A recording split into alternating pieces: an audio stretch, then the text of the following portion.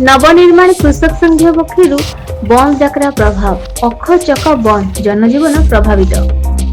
राज्य में धान मंडी और धान बिक्री अव्यवस्था जो चाषी समस्या द्विगुणित अभियोग। प्रदूषण सर्टिफिकेट ना साधारण जनता ठारू हजार हजार टंकार जोरिमाना और Tata power company smart meter लगेवा नाम जुलुम और लुटिबा विरुद्ध में प्रतिवाद करी नवनिर्माण कृषक संगठन राज्यव्यापी 8 घंटा बंद डाकरा दि डाकरा को समर्थन जनाई कलाहांडी जिलार विभिन्न स्थान में बंद प्रभाव देखा मिली।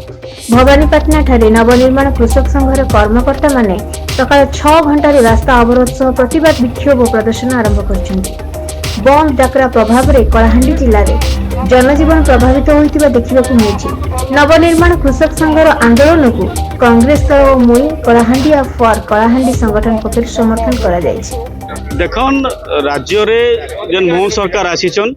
मंडी यही समय मंडी व्यवस्था अव्यवस्था होकर रही तार सहित जन कटनी माने 5 ରୁ 15 केजी पर्यंत कटनी छटनी होचे जेन मान जेन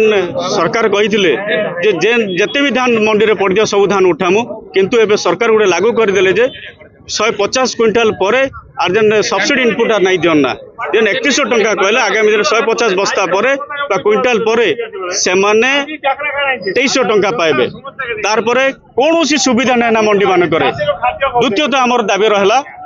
जे जेन पीयूसी सर्टिफिकेट जेन होचे बा प्रदूषण नाम रे जेन लूट करुचन बा जरिमाना जेन लगोचन मन इच्छा गोटे गाड़ी रो दाम भी सेतके नाही जेतके से जरिमाना लगोचन तार विरुद्ध रे हमर आज लड़ाई तार सहित आपण जानिछन जेन टाटा पावर आसीचे जेन हिसाब रे तार देय जेन आदाय करजे मन इच्छा से टंका आदाय करजे तापर सिविल कोर्ट के निकर से पहुंचे दोचे लोक मान के तार सहित जेन स्मार्ट मीटर आपण जानिछन स्मार्ट मीटर लागला माने आपण आगो टंका देबे तापर जाय करी आपण करंट पाइबे जदि जेन दिन आपण टंका सरी गला से दिन आपनकर करंट बंद सेही जेन तीनटा दाबी अछि आज नव निर्माण कृषक संगठन जेन डाकरा दी जे ओडिसा बन डाकरा सेने मुई कलाहांडी संगठन आज सेटा के समर्थन करिके राजरास्ता को लईचे तार सहित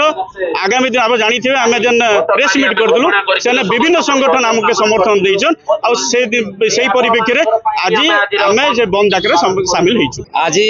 नवनिर्माण कृषक संगठन तरफ ओडिशा बंद डाकरा दिया जाइछे 6 घंटा रु 2 घंटा पर्यंत आमर दाबी हैला जे मंडीर अव्यवस्था है तार व्यवस्था सुव्यवस्था करा जाऊ एवं डेपुटी सीएम जेते बेले चाषी को आमर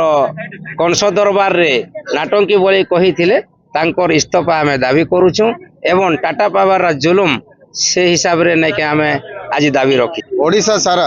आमर 35टा सांगठनिक जिला रे ए समान विषय को नै कि आमे अहरह आमर पीसी सभापति को नेतृत्व रे आमर धारणा चलीची नारी हक लगी कृषक मानकर हक लगी श्रमिक न्याय लगी कांग्रेस पार्टी सब बेले राजरास्ता रे लड़ाई करे आउछे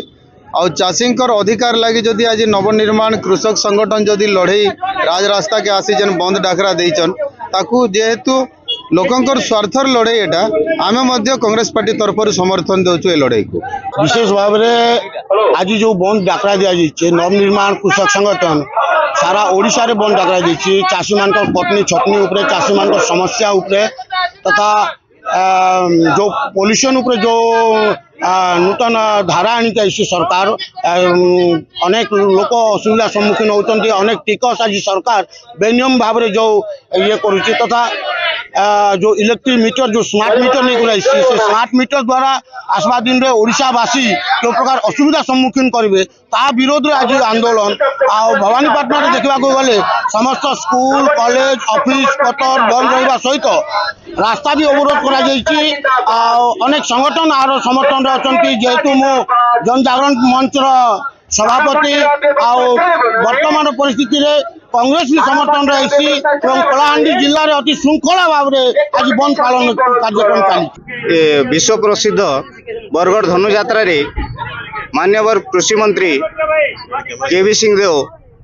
चाषी के अपमान जनित शब्द प्रयोग करी कहले चाषी गोटे नौटंकी करुचे नौटंकीबाज कहले चाषी के अपमानित कले तार प्रतिवाद रे आज यही विक्षोभ चाषी माने समस्ते नवनिर्माण कृषक संगठन तरफ आम करुचु। और द्वितीय कथा है सोनपुर महिमा उत्सव रे द्वितीय बार कृषि मंत्री केवी सिंह उपस्थिति रे एसपी महाशय आमर चाषी भाई प्रद्युम्न कुमार पाणी को गामछा लगे 100 मीटर तक घुसारी घुसारी नेले सेतिर प्रतिवाद रे समस्त चाषी समाज आज दुखित अछन तार प्रतिवाद रे आज आमर ये लड़े। तृतीय कथा हला धान मंडी रे सरकार आउ मिलर्स मधुचंद्रिका रे जानी सुनी देखी करी 5 ରୁ 10 किलो दिन दीपहरे चोरी करी करी आज बीजेपी सरकार चोरी करुछन सेतिर प्रतिवाद रे आज आमे राज रास्ता के चाषी समस्ते उलेइछु। ब्यूरो रिपोर्ट जागृत ओडिशा।